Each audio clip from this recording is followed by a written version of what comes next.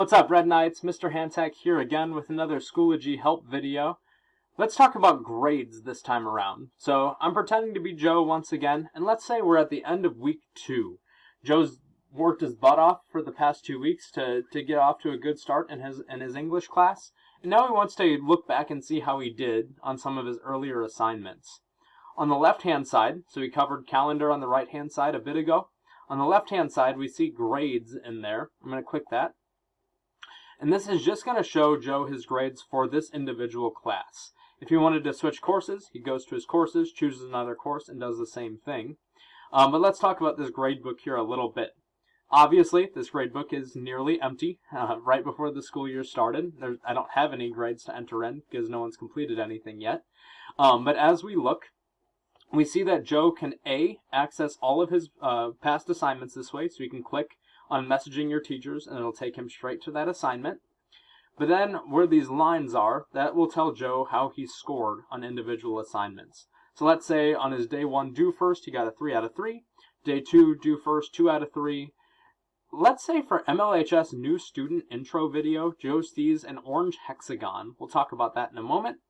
And then messaging your teachers, he got a 9 out of 10, along with a comment that says nice work, or something like that along that bar. I like this grade view because it will provide all of those things. It'll provide a score.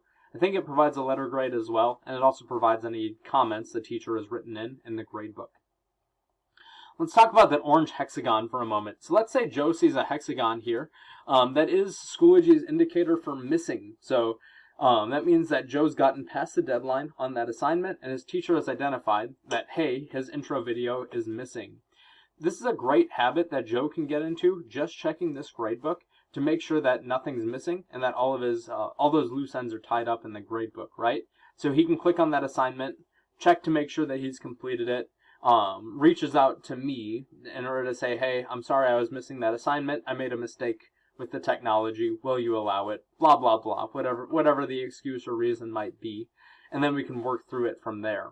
But as a rule of thumb, it's great to check through these gradebooks to see not just how you did on past assignments so that you can make plans for improvement, but it's also good for seeing that if you've missed anything that needs to get turned in for the sake of getting zeros out of the gradebook.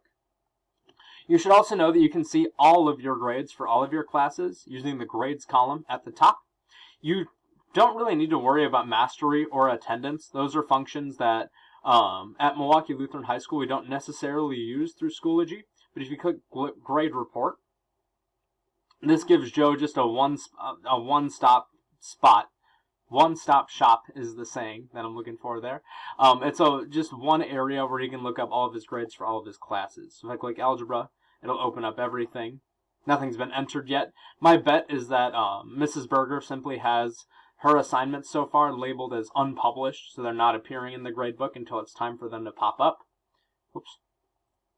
And then you can check biology. There's a couple of assignments in bio so far. Clicks on health, nothing yet. Sophomore religion, nothing yet. U.S. history, nothing yet. So once again, as the semester goes on, your gradebooks will fill up. This grades column is a nice spot to kind of check in on each class in one spot.